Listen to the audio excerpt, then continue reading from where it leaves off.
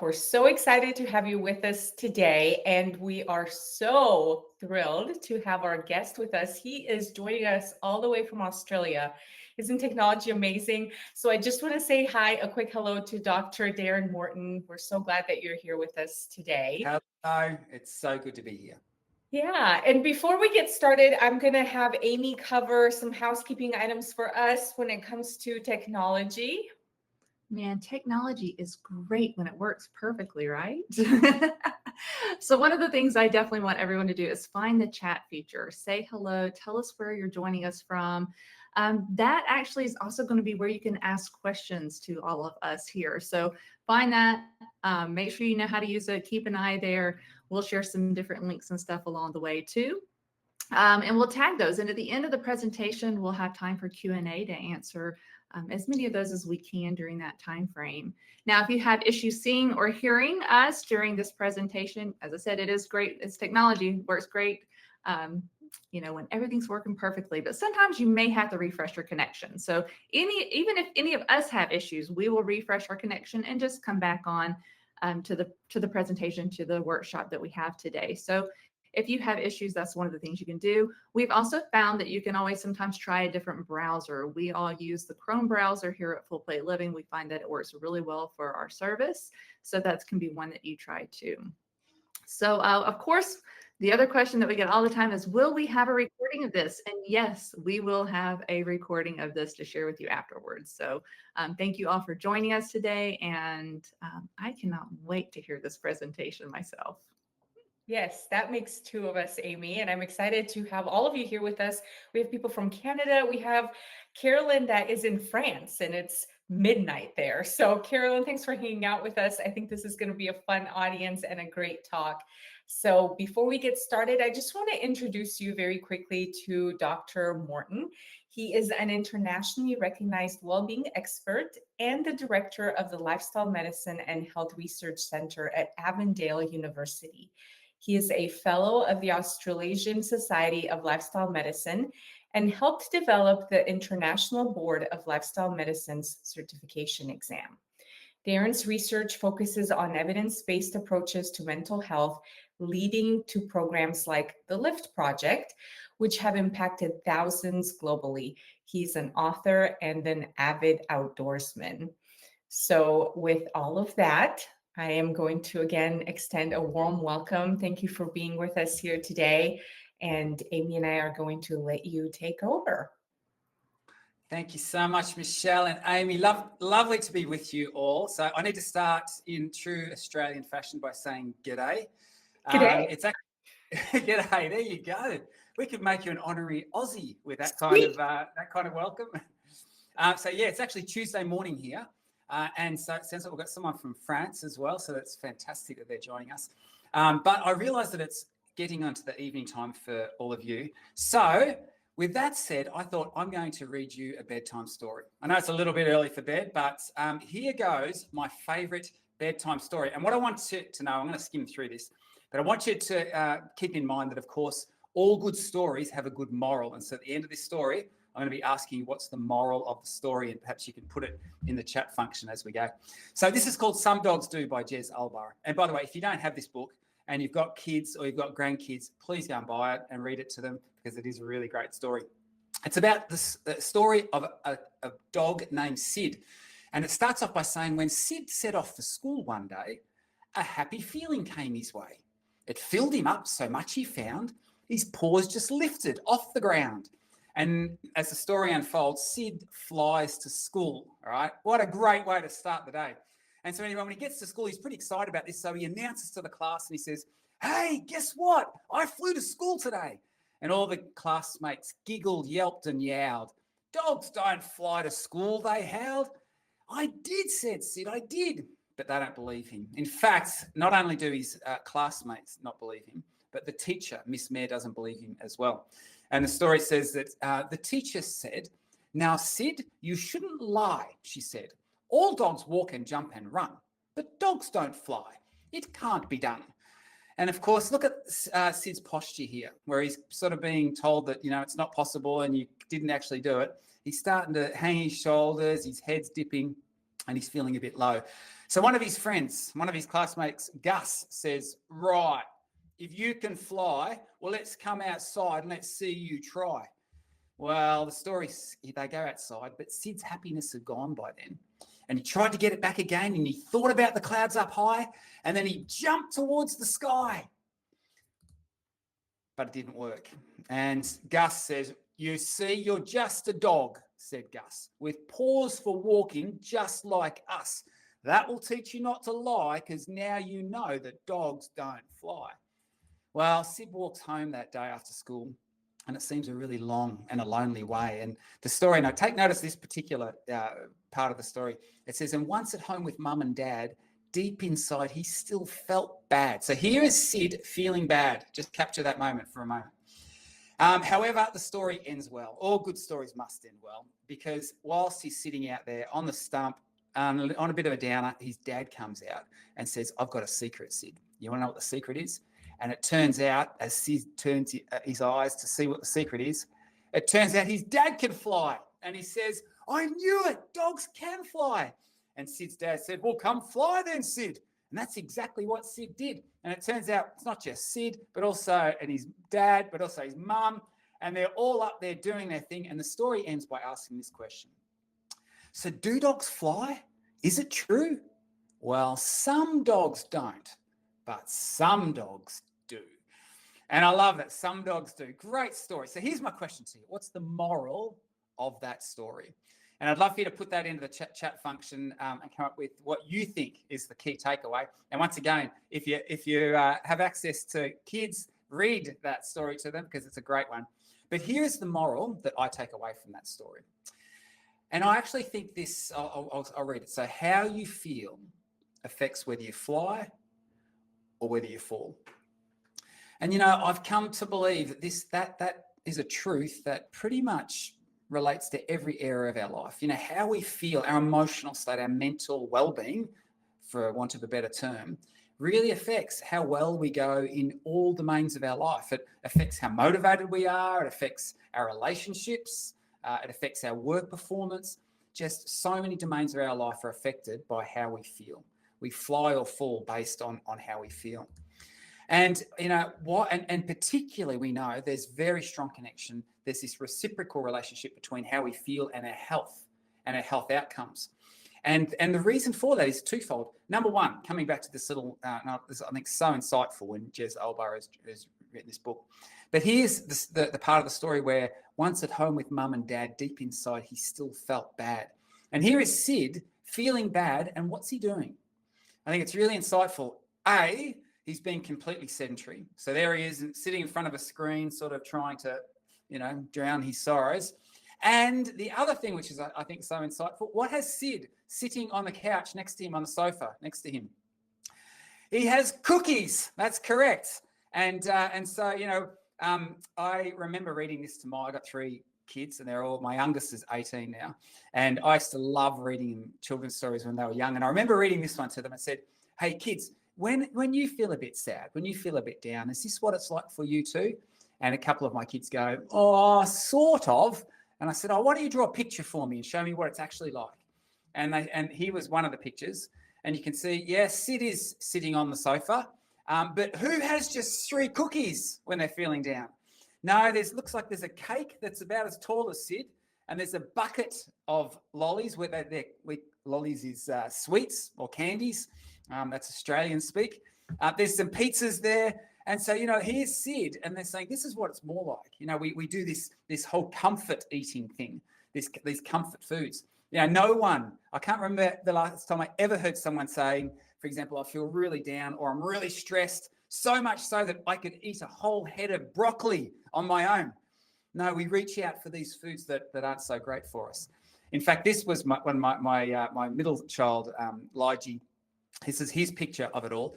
And you can see here's the pizzas in the background and all the rest of it. But the really, truly disturbing thing, if you look closely, it looks like Sid's even chugging on a Cuban cigar here. So things have gone pretty bad. But you know what? There's a truth to this, because we know that people's emotional state is very much affected, influences substance use. And so because a lot of these things that we do, you know, we're actually self-medicating because we're not feeling the way that we want to feel. And so, number one, we know that when people are not doing so well in how they feel, their health behaviors suffer. But also there are direct physiological things that happen throughout their body. And we know this, for example, when you're stressed, if you get pulled over by the police because you're going a little bit faster than you should be. I know this has never happened to you, but it happens to some people. We know that, as you're pulled over, there are these physiological changes that occur in your body. Your stomach, your tummy's doing flip-flops, your heart rate's elevated, your blood pressure's gone up, sweaty palms. We know that all of these physiological changes occur when people have this emotional state going on. And so what we know is that how you feel affects whether you fly or fall with regards to your health outcomes, because it influences our health behaviours and it also influences these direct physiological changes within us.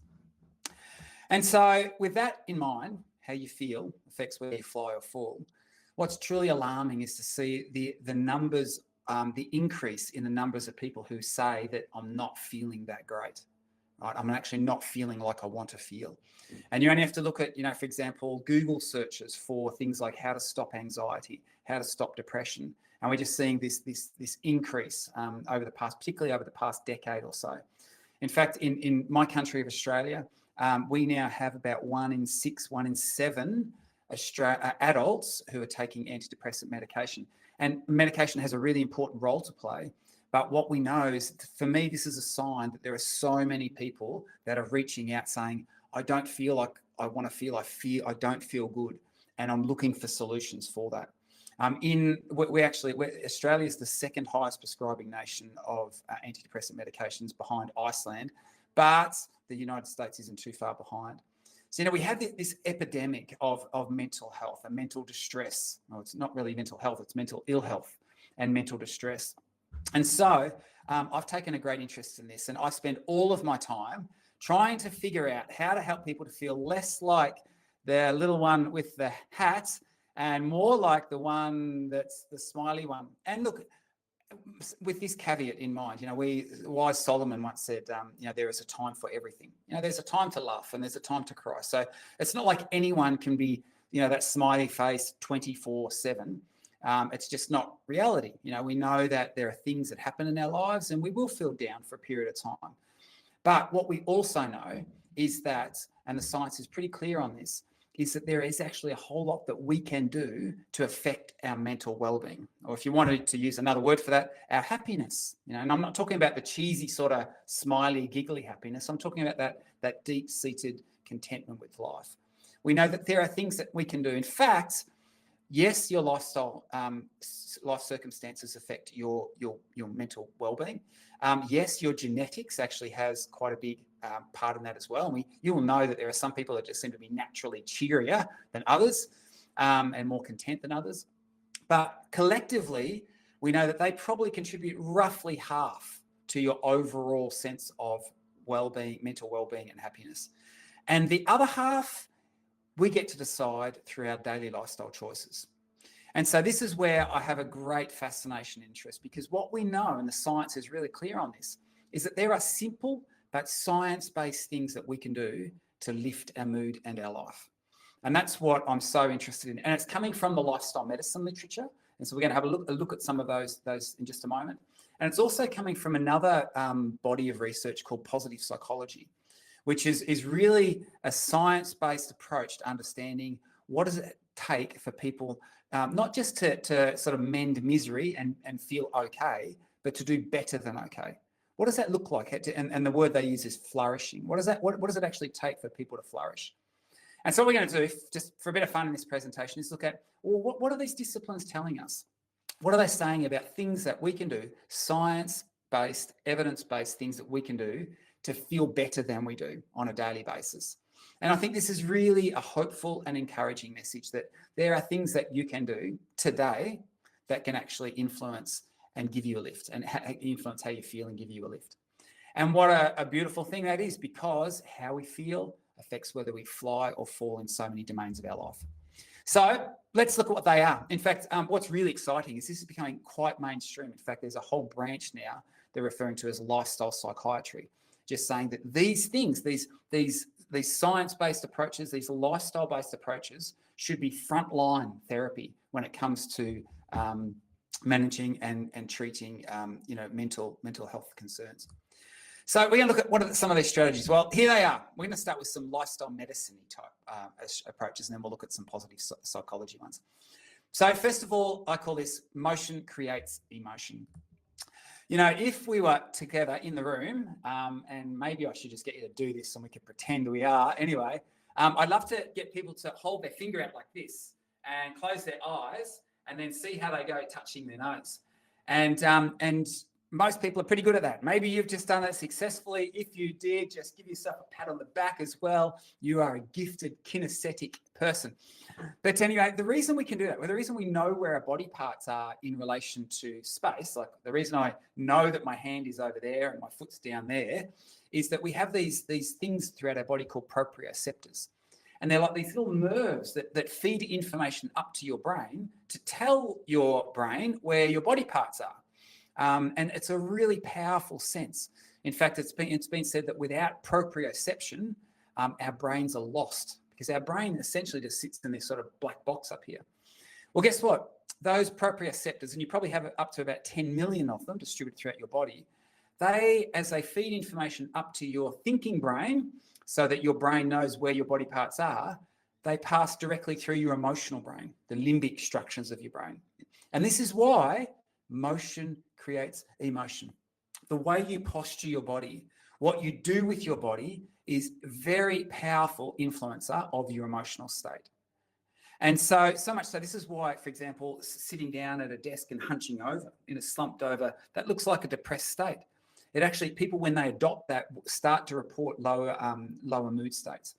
When we know that people stand up, when they start to move, the more dynamically they can move, the better. Then all of a sudden they start to report improvements in their mood state. So we have these proprioceptors. These are very, very powerful modalities for influencing our mood. And I won't go into the details here, but we're actually now learning as well, is that when your muscles just contract, when they move, and even I'm standing here at the moment at my standing workstation, even just rocking backwards and forwards, the contraction of my leg muscles is producing these things called myokines. And we've identified over 200 of them so far. And these things actually flood all out throughout the rest of our body and our brain and have positive and beneficial effects, including on our mood states. So we've got these proprioceptors, we've got these myokines. These are all influencing. They're all coming together to say that how you move will affect how you feel. And I would actually go as far as saying is that physical activity is probably one of the most powerful and yet least utilised antidepressants that we have available to us. And so with that in mind, what's truly disturbing, if you look at the average physical activity levels of adults today, over the past sort of 20, 30 years, we've seen this massive decline because we have all these technologies available to us.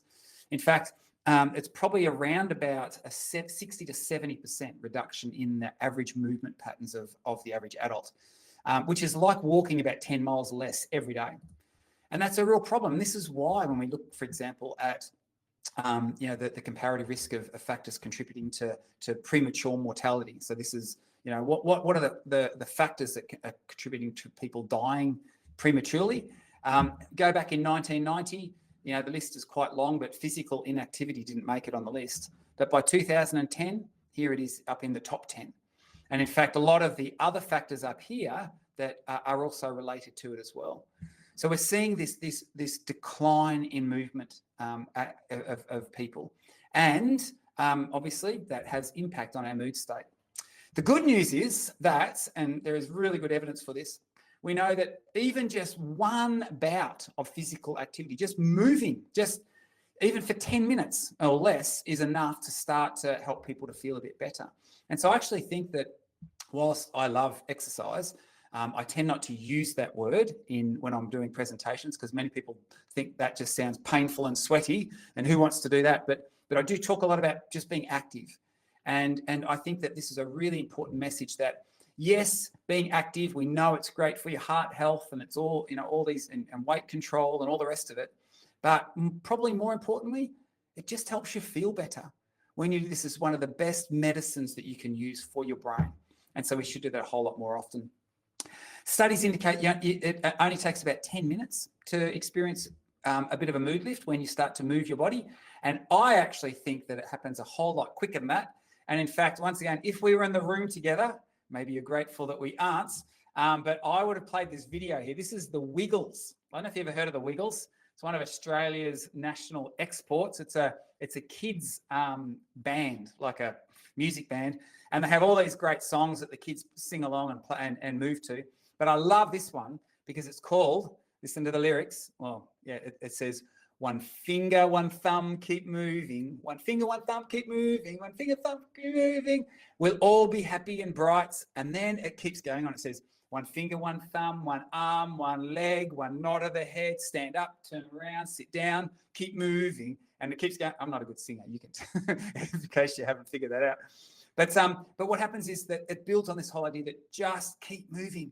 You know, anything you can do, any movement you can do is a step in the right direction for your mental health, right? So just move. So if I had to give a prescription, I would say, hey, the more you can move, the better, right? But anything counts. So, you know, at 10 minutes, 3 times throughout the day, walking, cycling, swimming, dancing, all the better. Anything that moves your body parts is a great thing. Motion creates emotion. That's number 1. Actually, I want you to say that with me, even though I can't hear you. So motion creates emotion. It's a really great strategy for lifting your mood.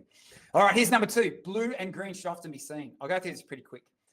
What essentially, there is a lot of science now coming out showing the benefits of just getting outdoors into natural environments. This is a study that was conducted in New Zealand, which is a country very close to me. And essentially what they found is that for every 1% increase of more blue and green space that people have close to them, there's about a 4% reduction in depression and anxiety disorders. So there seems to be this very intimate connection. What's the mechanism for that? Well, we're still discovering that, but we certainly know that there's something about natural environments, the sights, the sounds, the smells, the tastes, all of these things that come through our senses have a very profound effect on our emotional state. Sight seems to be a really important contributor here.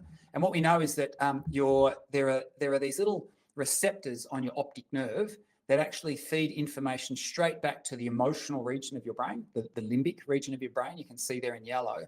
And what we know, it's very sensitive to how much light you're exposed to.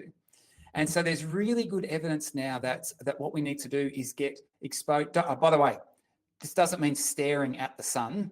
This just means being outdoors when the sun is bright. What's really interesting is that we know that, well, the estimates are that you need about 10,000 lux of light for about 30 minutes each day to be emotionally well.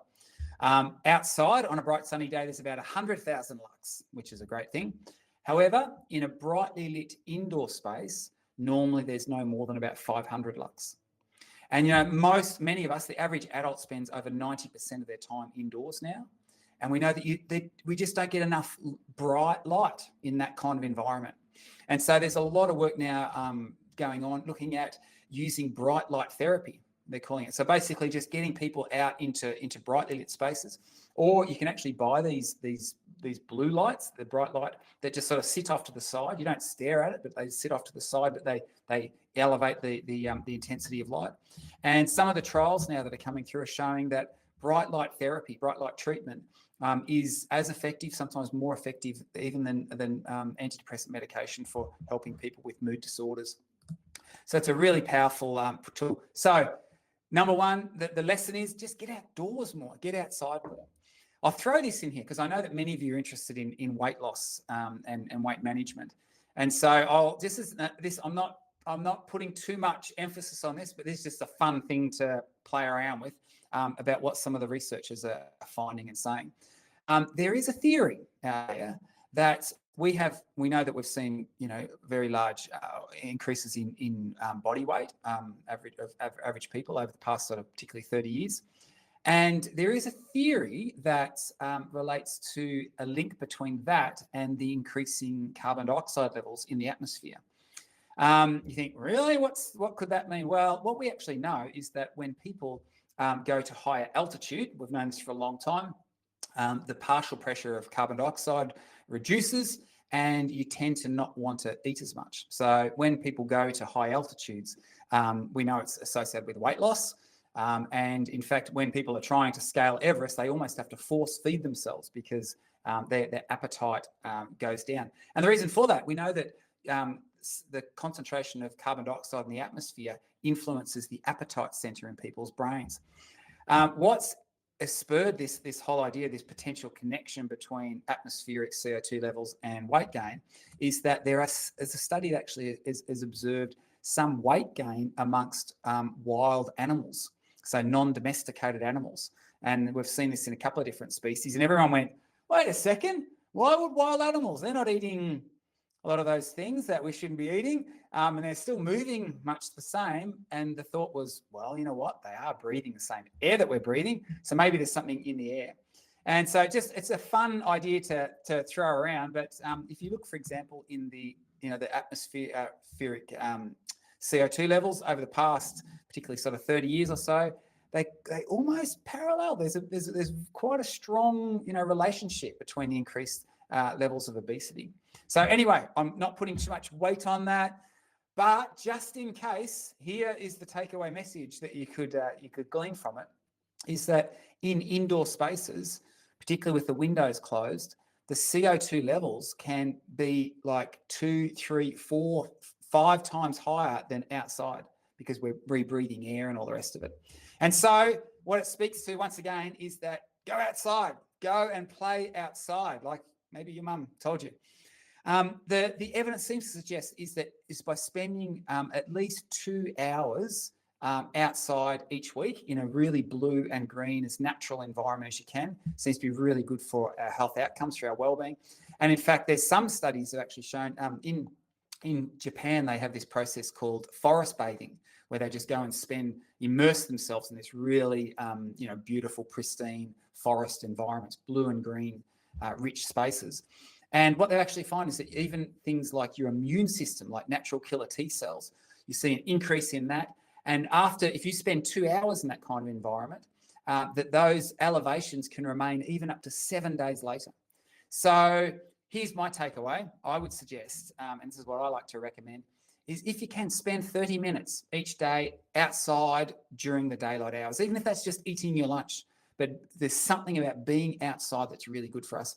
And each week, if you can spend 2 hours, the literature seems to suggest ideally even more than that, like sort of 4 to 5 hours would be great, in a really blue and green, pristine type environment.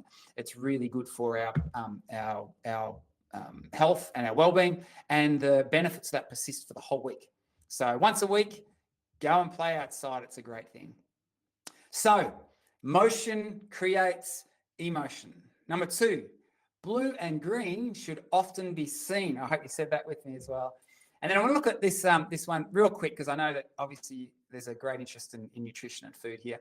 And I'll move through this pretty quick, but we know, and there's really good evidence, and this is growing by the day, is that food feeds your mood.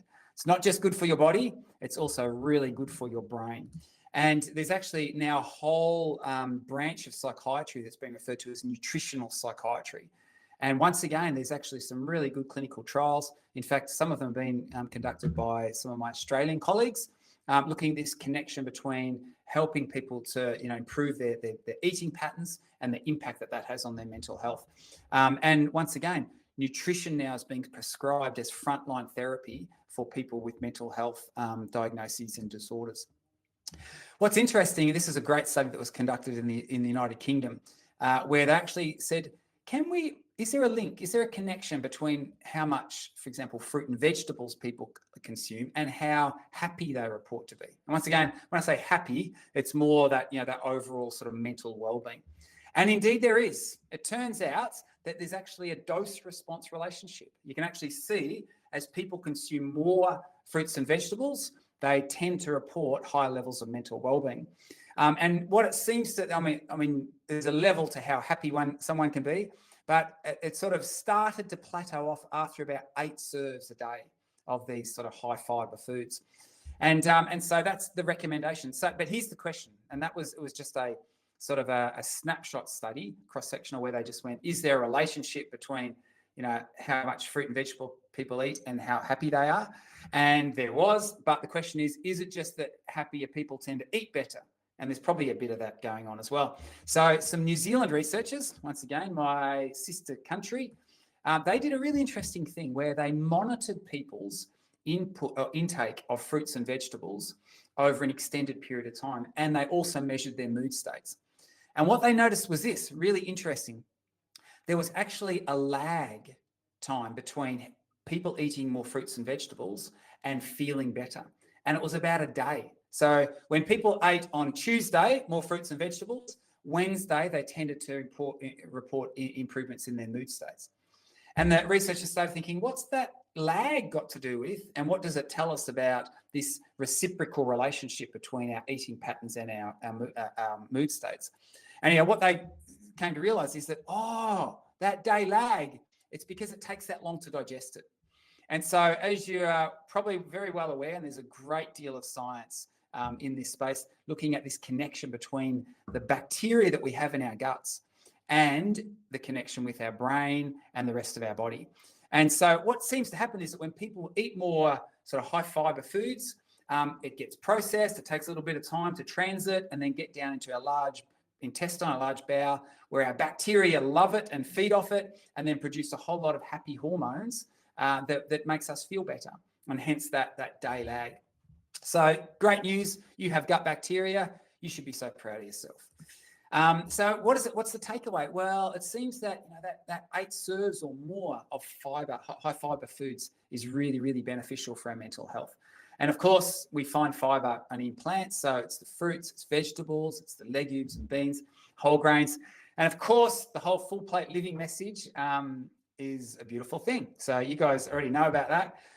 Make sure you do it. It's really good for your mental health. So let's recap. Some of the lessons, some of the things we're learning from the lifestyle medicine literature relating to mental health. Number 1, motion creates emotion. See if you can remember these with me. Number 2, blue and green should often be seen. Get outdoors a whole lot more often. And then number 3, food feeds your mood. There are some others, but I'll tell you a little bit about how you can learn more about that in just a moment.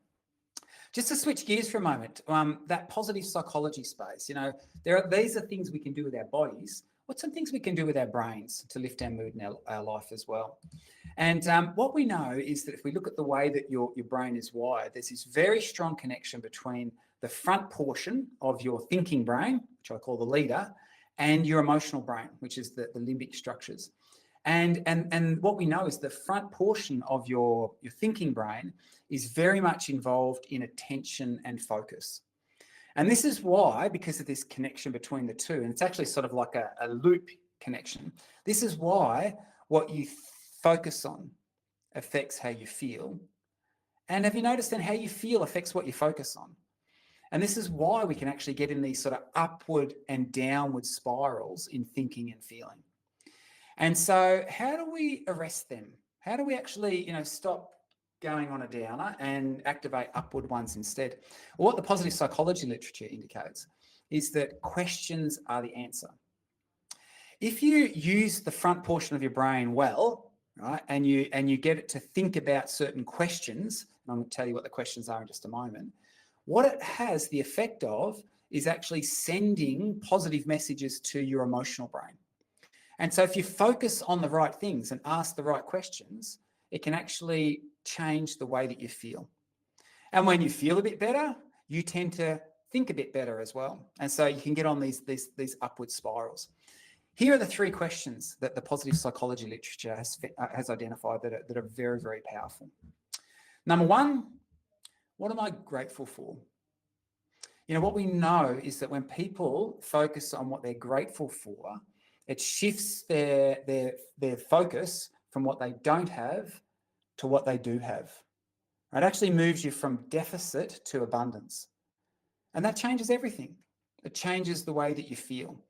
And so there's a lot of research now looking at the gratitude literature and how gratitude, the practice of gratitude, is very powerful for helping people to feel better.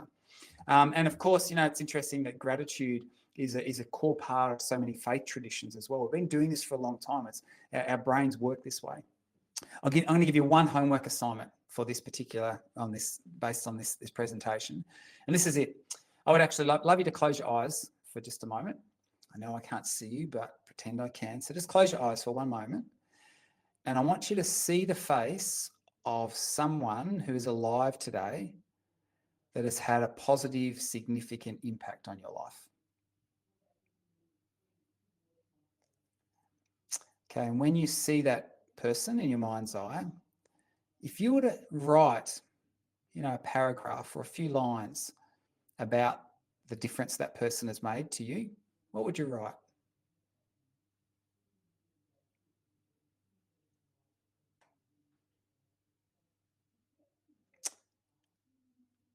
Okay, open your eyes.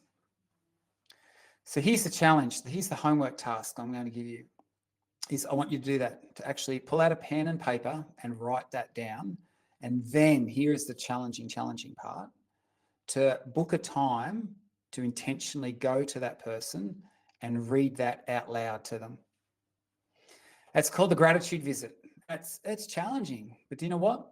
I've done it, and it's remarkable. And the studies suggest, and it's been replicated in many areas now, when people do this, they will report significant improvements in their sort of happiness metrics, their mental wellbeing metrics, for up to 1 month after the event.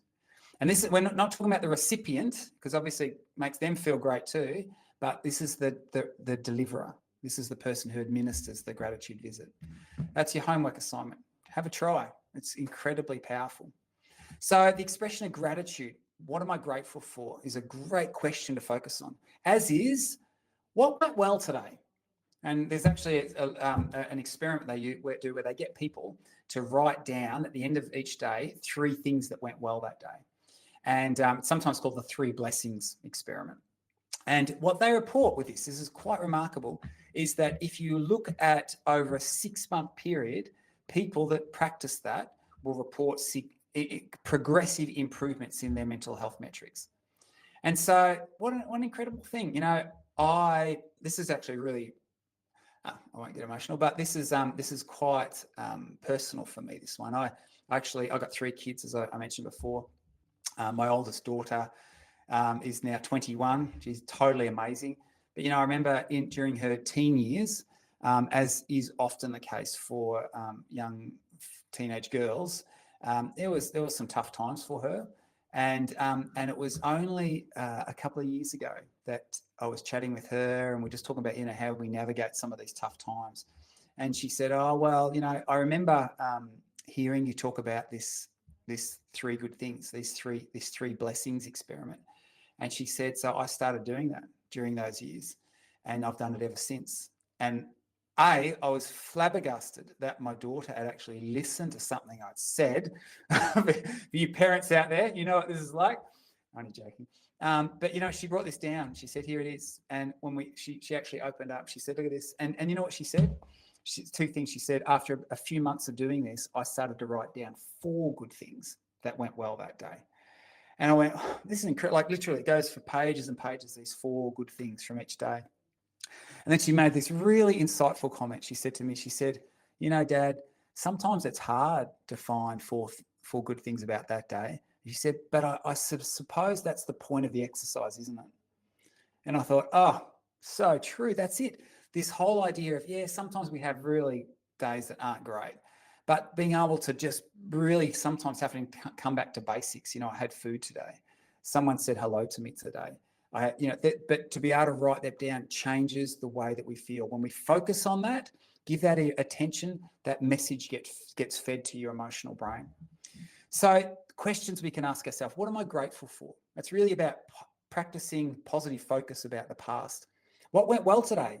Well, that's about practicing positive focus in the present. And then this last question, what am I truly excited about? What am I hopeful for? That's about practicing positive focus for the future.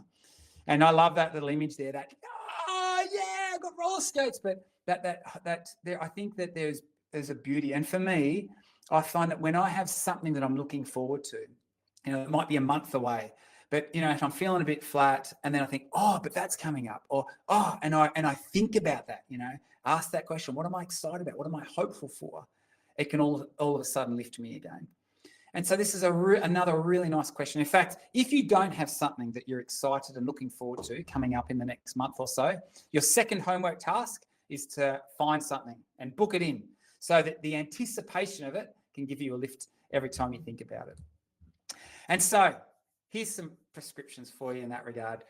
Each evening, get a journal, write down 3 things that went well that day and why you're grateful for them. And then secondly, your homework task, plan something to look forward to. We definitely know that evidence is really strong that this can be so helpful. So food feeds your mood, blue and green should often be seen, motion creates emotion, feelings follow your focus. Train your brain to focus on more positive things. And then I want to finish with this, because I've titled this, how to lift your mood and your life. And a lot of what we've been talking about are these mood lifters, and that's great. But you know what? The pathways to lifting your mood and your life can be a little bit different. In fact, what we talk about in the wellbeing literature, we talk about hedonic wellbeing. That's how you feel. That's your mood. And then eudaimonic wellbeing, which is really this deeper sense of, I don't just feel good, but I feel good about life. And the pathway to that, we know, is one of the most powerful pathways actually comes through service. And so I call this giving is living. And one of the fathers, or the father of the positive psychology movement, Professor Martin Seligman, he was a president of the American Psychological Association back in the late 90s, and really developed this whole positive psychology world. And he has this quote that jumped out of one of his books for me. And he said this, he said, doing a kindness produces the single most reliable increase in well-being and happiness of any exercise we've ever tested. In fact, there's really good literature now to suggest there's something within us humans that is just built for, that resonates with altruistic behavior. Or there's something, it just, like in the words of Abraham Lincoln, when I do good, I feel good. And this to be the case, right? There is something about getting outside ourselves and lifting others that actually gives us a lift as well. We rise by lifting others. And, I've come to believe, and I teach this at schools now too, and with a university where I teach, is that I think that the sweet spot in life, if that's what you want to find, where, really your life is lifted, it's the intersection of these 3 things where you identify, what's your passions? What do you love to do? What are you good at? And I believe that we all have signature strengths. We all have unique talents and giftedness. But then if you can marry them in some way and creatively think about how you can use those things to serve the world, to make a difference, and it can be a small, doesn't need to be change the world on a massive scale, but change someone's world, right? Some part of the world, then that is where life really takes on new meaning, I believe, where really that is the sweet spot of life. So what would that look like to action? Well, here's some prescriptions for you. Things like performing a random act of kindness, right? And take notice of how it makes you feel. Identifying what are you good at and how could you use that for good in some way. One of my favourite quotes, and I've got it on the door of my office for my students to read, it says, make a careful exploration of who you are and the work you've been given, and then sink yourself into that. Each of you must take responsibility for doing the creative best you can with your own life. And I think that whole idea of thinking creatively about, you know what, I'm good at this stuff and I'm really passionate about that. How can I use that in some creative way, right, to actually lift other people and elevate other people? And a really simple thing, and I love encouraging people with this, is be a cheer squad to someone else. Just do something as simple as offering a compliment can make their day. So giving is living. Hey, some of these things, you'll notice some of those images there. I'm very passionate about this space, and I think that people need to, this is like wellbeing 101 to me. I cherry picked a couple of things, but we know that there are many others that actually can influence your emotional state as well. So, rest to feel your best is sleep. There are strategies for stressing less. We look at things like mindfulness. So there's a whole lot of things in there. Together feels better. We know that there is relationships have a really powerful influence on our emotional state. And there are things we can do to give that a bit of a lift as well. So I have this thing called the Lift Project, and I won't say anything more other than you're going to hear more about the Lift Project and the opportunity for you to engage with it as well. So, hey, thanks so much. If you want to reach out to me, there's my email address there. But yeah, thanks so much for the opportunity to present to you. And yeah, I hope that you've maybe just been able to cherry pick a couple of little things that might be helpful to you in your journey, so that you can feel a little bit more lifted, and so that you can fly more and fall less, like little Sid the dog. I love that. I love all the encouragement in this, and all of the little isms that makes it easier to remember what we should be doing, or what would be helpful in lifting our mood and our life. This was wonderful. I really enjoyed it. I enjoyed the story of Sid and just all of the tidbits. I found myself nodding because I just got back from being outside a lot in a previous week, and I felt so much better than since I've been home. So that blue and green space is phenomenal.